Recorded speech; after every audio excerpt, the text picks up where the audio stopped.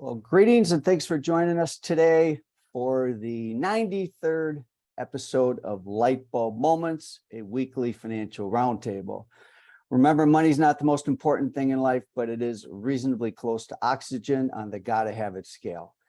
I'm Tom Kuhn. I'm CEO of Qnity, as well as CEO of Qnity for Schools and Beauty Changes Lives board member. I'm here as your host.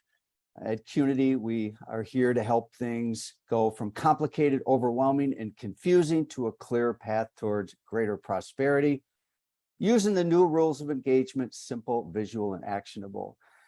Reminder, Qnity really is here to create a better financial wellness for pro beauty, whether it's students, employers, leaders, employees. But the first thing I'm going to lead with is just a reminder on the compensation study. We are open.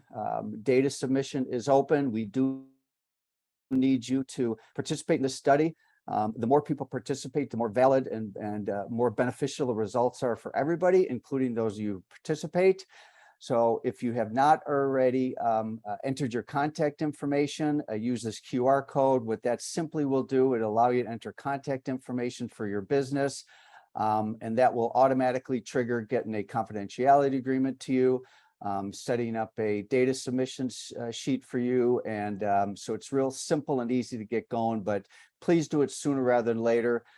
We have a very compressed time frame to do this very important study so that we can change the narrative about earnings in pro beauty and stop reading these ridiculous things that tell just part of the story, like pro beauty is the poverty of cosmetology earnings, overworked, underpaid, where we all believe that this is an extremely prosperous career in beauty, but we need data to prove it.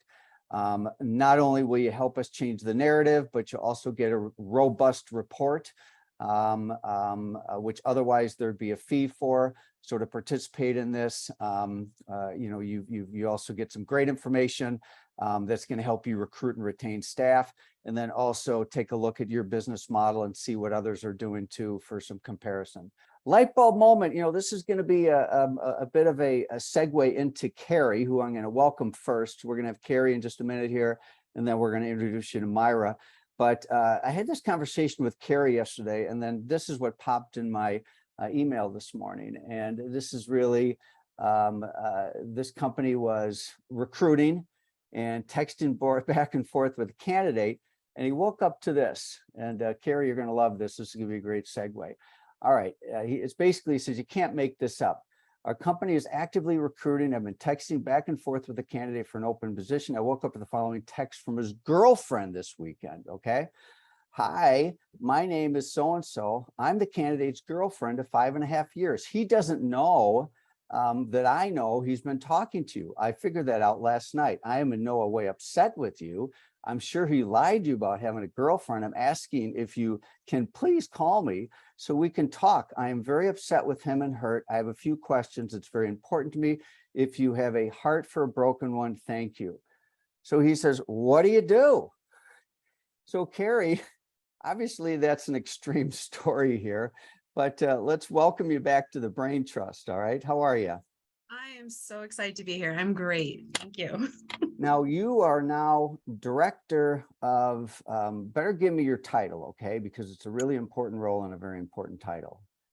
Yes, Director of Student Experience and Training for an organization called Inspire Greatness. So Carrie is beloved by all of us, and during Carrie's tenure here, her tenure still exists because she still works with us. She hasn't gone away. She educates, facilitates, etc. But what a joy it has been to work with you over the years. I mean, you certainly brought the heart into the Qnity program. It was always there, but I think you amplified it. So thank you for that. Oh, thank you, Tom. So 2017, there you were working as a co-owner with a high headcount salon and spa in Colorado Springs. How many people on the team? A couple hundred? We had 220 employees on the team. So then you had about 5 years where we worked together. You're a coach, educator, and so you're one step removed. All right. And as a coach, I think you were seeing with many of our accounts that there was a narrative that was coming from owners and managers about staff and dealing with staff, and whether it's COVID related or whatever. And then now fast forward to today. So you're back in the workforce, with a team, and you're actually seeing it firsthand, and you had some ahas and observations. So I'll pass it over to you on that. Yeah, so just to be clear of my team, we have 4 Aveda Institutes in 3 different states. We're getting ready to open our 5th. We also have a salon and spa called Le Mans Salon and Spa in Arizona. And we have, so I'm directly connected to service providers there. And then of course, team and students at the Institute. So that's who I'm working with. And I actually called we were on a call, and I actually reached out to a few of the clients, or some are on this call, and I said, I owe you an apology. I made where we're at now seem so easy to navigate. I was in this little bubble behind my desk where I'm at right now, coaching, and I've worked with team. I've been in the industry 25 years, and it's always been about team communication. I recently went full-time with the institutes and working Qnity with the training, but getting out there, oh my goodness. All I can say, I stand speechless sometimes. And there's this feeling of it being very fragile. People, the humanness, where I've seen, jokes turn into, I'm ready to leave because of a joke. I've been through a lot over the years with my team and then coaching, but truly this is different. This is really, and we identify in our organization that our clients are our guests are anyone but me. So my guests are the service guests, the students, and the team, and all across the board. All I can say, it's fragile. And I didn't experience it from the coaching realm versus being in it. Why don't you use a story to maybe, give an example of, do you have a story that could illustrate this in a good way? Yeah, well, I have a couple, but this particular one, I'm standing on the clinic floor, and this is where students are working with guests. And I see the student just stand frozen, like a tree, just standing. And I'm looking, and I become frozen because by this time I've experienced the group mentality, and we can get into that in a moment, but she's standing totally frozen. And all I see was this educator stand in front of her and looks at her, and he says, "Do you need a hug?" And she slowly shakes her head, and he puts his arms around her, and they hold for what seems like a minute. And I see tears coming down the side of her face. And this was a student I was standing in front of, and she's having a great time. The client says something to her, and she just, so he hugs her and he's holding it, tears. And then he lets go. And she said, "I needed that. I was so ready to leave." I mean, like ready to walk out. He didn't ask. He just said, "I'm here anytime." And in this situation, and that's like just needing emotional support, later on finding out something that this guest said reminded her of something in her life. It wasn't even about what she was doing, but in that moment, she was so overwhelmed with where she was at, she froze. And then many stories about people wanting to, employees, students, making a permanent decision to walk away on a temporary situation quicker than I've ever seen or heard. Really experiencing the emotional tinder that's out there right now. I'm in it. I'm not saying out there, around me. So basically, igniting a fire, in the past, it might have been a slow burn, and ultimately reach a breaking point. What you're saying, it's more of a, gasoline on the fire, like one individual circumstance could be emotional tinder is what I saw down there in the text there, or chat. So is that kind of part of it? Is that the reaction time, it's shrinked I mean, literally from a challenge to I want to quit, as opposed to challenge, another challenge, you know, I want to quit. It's like, boom. And in a second, in like there's no buildup to I'm not happy here. There's no warning signs, you know, the check engine light. Maybe I need to go reach out to see how this person's doing. This is instant. And sometimes I feel they even surprise themselves in their conversations. The other thing is how they'll bring everyone with them. Mm. I know there's always been this break room talk. There's always been like people go back and they fuss and complain or get it off their chest. I'm just venting. There's always been I'm just venting. But this is different. This is, you know, I'm observing that when there's a situation, you're not only coaching the person in front of you or communicating to the person in front of you. They come, just like that message, they come with the world with them. This is, and you know, we talked in our conversation about pre-COVID, or is this COVID, after COVID? I think it's more than just COVID. I think the climate has been, let's pick sides. And when we pick a side, we're going to speak up. We're no longer going to take it. So if you can't speak, I'm going to speak for you. And so not only as leaders are we navigating, I'm working with this one person, we're now working with everyone that they connect with, not in a venting, like they're ready to take on, make a movement. And so as leaders are navigating, we don't know what's going to happen when this comes in front of us. And we don't even know what this is when I say that, because it's in an instant. So what do you do? I mean, you know, so, you know, I'm looking at the group joining us today, whether they own a business or they, you know, whether they're involved in the human capital part of their business or not. Most are. That, what do you do about this? I mean, how do you be prepared? Because what an instant knee-jerk reaction could be fire met with fire. Yes. And that's not good. So how do you, I mean, here we got busy people, they're wearing 100 different hats, and now all of a sudden a situation like this just pops up and, you know, your whole day changes. What do you recommend? What do we do about this? Well, keep in mind, we may have to do a follow-up. Keep in mind, I'm just recently in the last few months went full-time. And what I know, ACE, and we've talked about this on Qnity a lot, about ACE, appreciate, care, challenge, and encourage. But there's another concept that I'm really leaning into, and it's prepare and follow up. Right. We know, we always joke when we say, wear hats, how many hats? And I can't tell you how many leaders have said, fireman, I'm a fireman, put out fires. Well, if you really think about that, we really think about it. What do firemen do? What do first responders do? They create drills, they practice. I think now's the time that we take a scenario and we role play until it becomes muscle memory. If this happens, I know what we need to do. That's a light bulb moment. The fire analogy. I really like this. Keep going.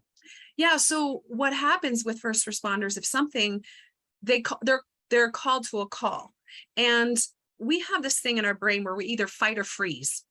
And what I'm seeing right now is team members at guest care, guest relations at the front desk. A guest goes off, a client goes off on a seemingly we're out of a product. And then now the life is over. So and then what happens is it ripples. This guest care relations person at the desk doesn't know how to handle it. So we know it's going to happen. Our time, prepare for these situations, get the group together, have like, what situations will we encounter? We don't know. If it's a new one, let's role play it the next time. So this is taking time. Here's what happens until it becomes muscle memory. And then you're not thinking about it. And I think that's the work we can do. And as I'm building these scenarios and working with educators and team, it's an opportunity for us to be prepared for those moments. So we don't lose a client. So we don't lose a team member. So we don't, in schools, a student, because we don't know how to handle that the second. And if we know that it's going to happen, what I realize, these situations, and I know many clients and many people on this call have experienced this, that, it was one of those days. Oh my gosh, it happened again. And so I think prepare, and then the follow up as the situation happens, really unpack it. How did we do? How do I feel? How do I get ready to get back in the game? Because I see a lot of opportunity for leaders to refuel themselves. So prepare and follow up, almost like an emotional response team. Create like this team that's helping. How do we handle this? So we don't create a disconnect from students, service providers, and team. I have a big team, so.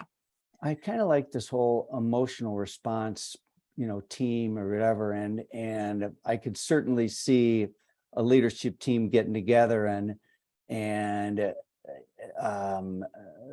having the confidence that they're able to deal with that situation in a moment because they got some either go-to phrases, some go-to protocol, something like that.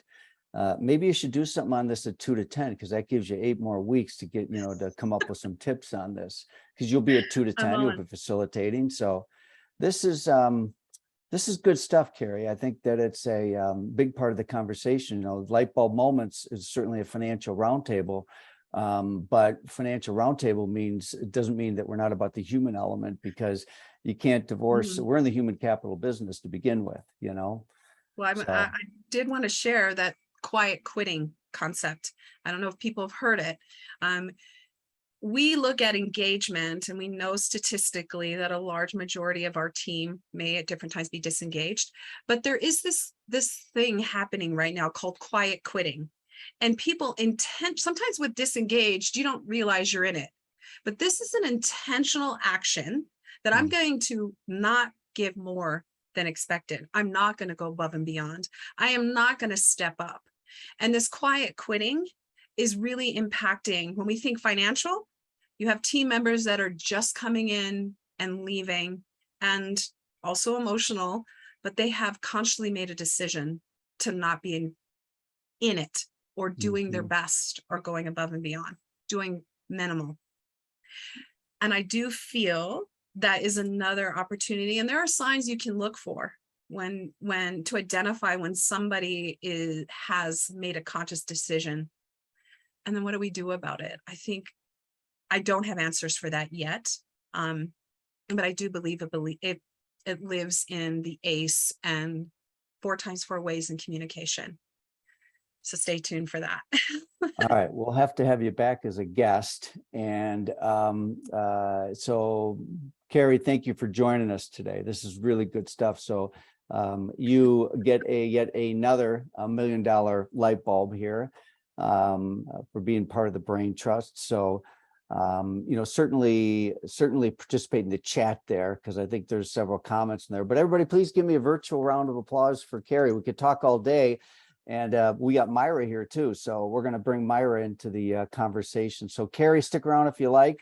Thanks for joining us today. And thanks for being a guest and a member of the Brain Trust. Great stuff. Very important conversation. So thank you. Also, we've got Money SBO coming up just in a number of weeks here. To give a sneak peek on this, we do have capacity still for this event. I will also be part of this. Candace will be leading it, and I'll be providing commentary throughout the session. We'll work together collaboratively, but Candace has just an amazing way to make this information approachable from a current owner who has the credibility of high profitability, amazing financial management. So it's a great opportunity, especially if you have members of your leadership team that need to learn about the finance function. So it's not just for owners, it's also for managers. And then of course we have Money Pro, which is our financial wellness program. I saw Jason Craven was going to join us today. I don't know if he's with us, but I saw him sign up, and I love seeing this picture of the Jill Craven team really getting into learning about personal finances and making it interesting and fun. So this is our newest product, financial wellness. It is for employers to bring into their team as an employee benefit, one that will also educate them and take away some of the confusion that sometimes exists between employers and employees regarding understanding paychecks. Also, a sneak peek at a new tool. This isn't even out yet, but I'm just giving you a quick sneak peek. We have one of our signature tools has just been created here just for Money Pro. I'm probably not even supposed to show this to you, but not only will it help you with weekly tracking, so You can see your personal money metrics moving, but it also will track behavior and activities and create streaks towards financial success. And then, of course, we have our student program, which we're thrilled to be in multiple campuses. Carrie is actually in that universe today. And in that money course for students, we lean very heavily on a very simple and visual tool, many of your favorite tool, the 9 Grid. Also, 2 to 10 registration is open. You must qualify for that. It's coming up in October before you know it. And those are some of the announcements I have for you. So anyway, remember to prosper, manage your ATM, your attention, time, and money. It's not lost on us that your precious attention and time is being spent with us today. So thank you for joining us. All right. Past recordings are on YouTube. And we also welcome to this conversation, not just salons and spas, but also schools. I see my friend Michael's on here today. I'm sure we got some other from the school industry. So that's awesome. All the best, everybody. Have a great week. And thanks for joining us. Bye.